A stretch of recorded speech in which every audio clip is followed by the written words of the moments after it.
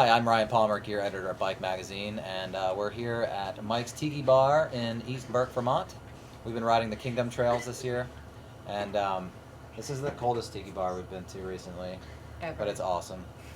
And we're here talking about bikes, and we're talking about the Rocky Mountain Thunderbolt today, which isn't a women's specific bike, but we were talking with Rocky when we were thinking about getting bikes out here and which models to choose, and they ran this by us, and the reason being was that apparently they've had a really great they've had a lot of sales with women with this bike, and they haven't actually directed it towards women or anything, but they've gotten really great responses from it, and their sales have surprised them in that way. So they're like, why don't we send it to you for the women's test?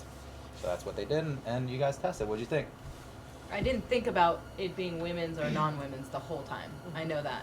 Like, it didn't cross my mind once that it wasn't Nothing about it specific. Nothing about it sings women's bike, looks women's bike, Yeah. speaks women's bike. It's just It's just a really Just nice a bike. It's really. I mean, we tested. It's got to be the top level, right? Yeah. Well, this was by far the most expensive bike we had here. $11,500. Yeah, $11,500. And it has like full Shimano XTR XTR, Di2, except for the cranks, which we'll probably get to at some point.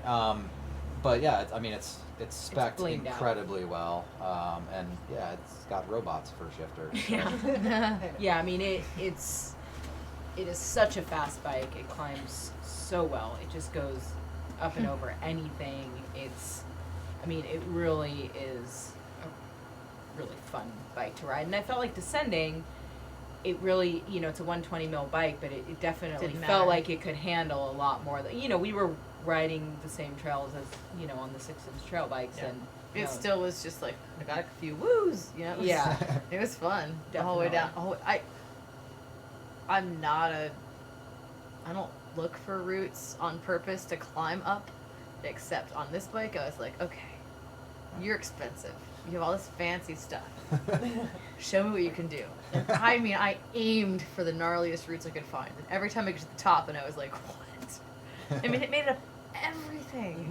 It was amazing. And for $11,500, it should do that and print gold. But it was still really cool. Yeah.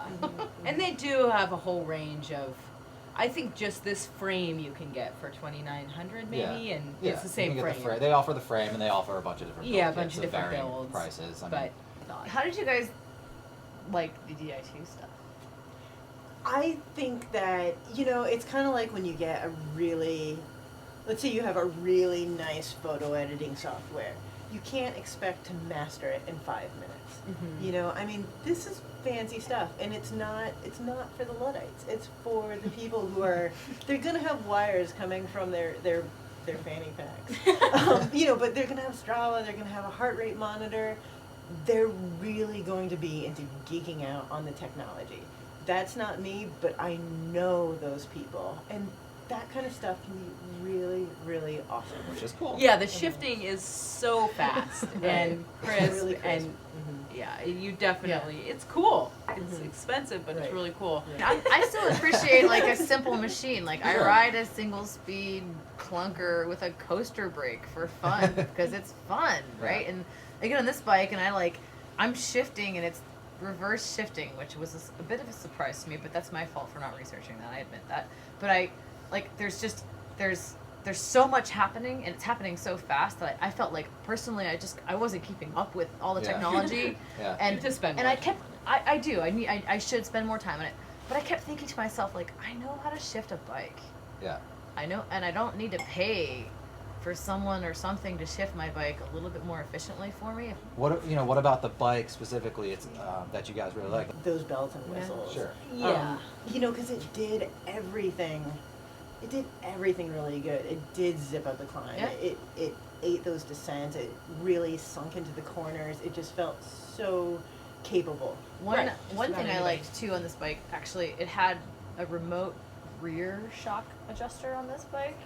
And we rode another bike that had the simultaneous fork and shock thing on Right. one switch. I personally don't like riding my fork and shock in the same mode all the time, so I kind of liked being able to adjust my shock a bit differently than my Yeah, fork. independently. I didn't feel like it was a annoyance Yeah. to have it there. That's a very personal preference. Yeah. But if you're gonna, there's that question is, if you had all the money in the world, would you buy this bike? And I was like, yeah. If it's gonna do all the things for me and I just have to pedal, yeah, I'll Yeah. buy the bike. Like, why not? Yeah. I liked that little feature, but it's not something I need. I don't need electronic shifting. I don't need remote lock for my shock. But having it was, it was like a fairy It tale opens your ride. eyes to, Oh, yeah. what you can have. if Yeah. your It money was is like no it was the object. pipe dream kind of ride.